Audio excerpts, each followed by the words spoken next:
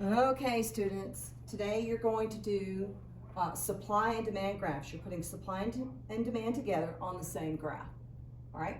So, as you can see, there are ways to do it. These are your instructions. You have to draw equilibrium. Then you need to identify whether there's a change in supply or demand, and you have to tell what the shifter is. And then you have to determine what happens to price and quantity. So let's go ahead and do the first one. We're analyzing hamburgers. So let's take a look at how to set that up. So your instructions are to draw equilibrium first. So draw a supply and demand graph with equilibrium in it. Remember, price is on the y-axis, quantity is on the x-axis, supply is upward sloping, demand is downward sloping. Also, a good memory trick for you, supply in the sky, demand down low. All right, it's a good way to remember it.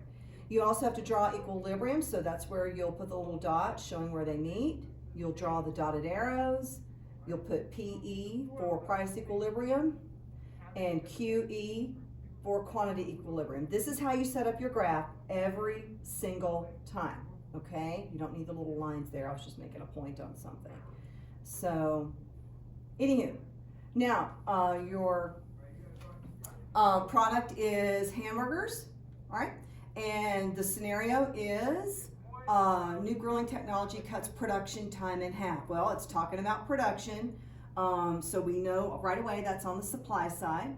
So if production is increasing, we know that increase shift which direction? To the right, that's right. So you'll draw a new line and you'll label it S1, it's your first shift. You also now have to put in a new equilibrium. So you'll do it just like this and you'll label it PE1 and QE1. Because of the change in the market, you now have a new equilibrium. You have a new place where consumers and producers agree on a price and a quantity at that price, okay?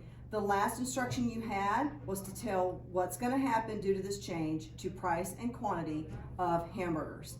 An easy way to do that is to go right back to your graph, go to your old price, and draw an arrow in the direction of your new one, and that tells you that price goes down, all right?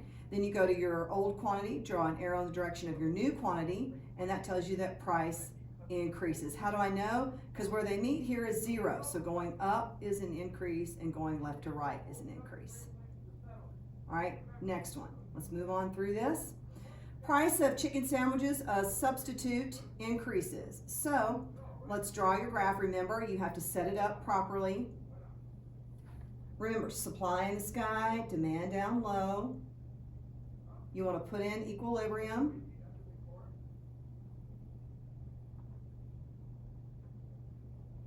Okay.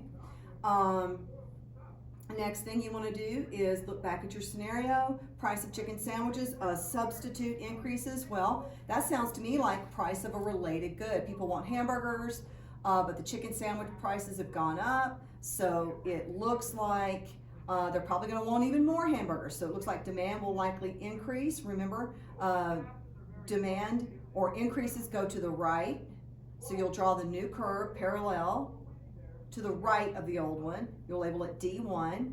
And now you also have to put in a new equilibrium to show what's going to happen in the market for hamburgers when this happens. Okay, so what happens to price? What happens to quantity? Remember, I told you, you go back to your old one, draw an arrow in the direction of your new one, and that shows you that price increases. Quantity, draw an arrow in the direction of your new one, and in this case, it shows you that quantity will also increase. All right, you also have a question on there about price. Remember, price does not shift the curve. So your next one then, or the next graph that you'll draw will be price of ground beef triples. Okay, so this is what it would look like. I'm just going to draw it out and you can watch it. And see if you can even pause the video to see if you get it right. I'm putting in equilibrium.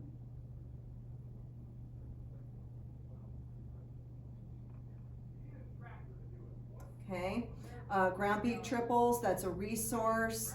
If the resource becomes more expensive, that's going to affect the amount you're able to supply because you're spending your money buying resources instead of making them, instead of making the products. So when you have a decrease, there's a leftward shift.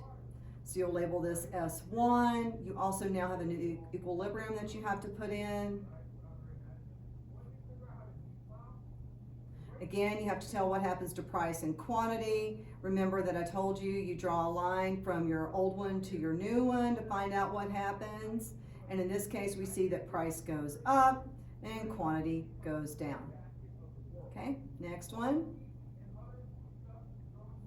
Human fingers found in multiple burger restaurants. I'm going to draw that one out really quick for you. Remember, supply in the sky, demand down low.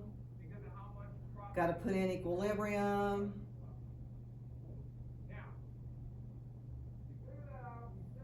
Okay. So if human fingers are found in the burger restaurants, then that's probably going to cause the demand for burgers to decrease because nobody wants to eat human fingers. So a downward shift or a decrease is always a shift to the left, as we can see.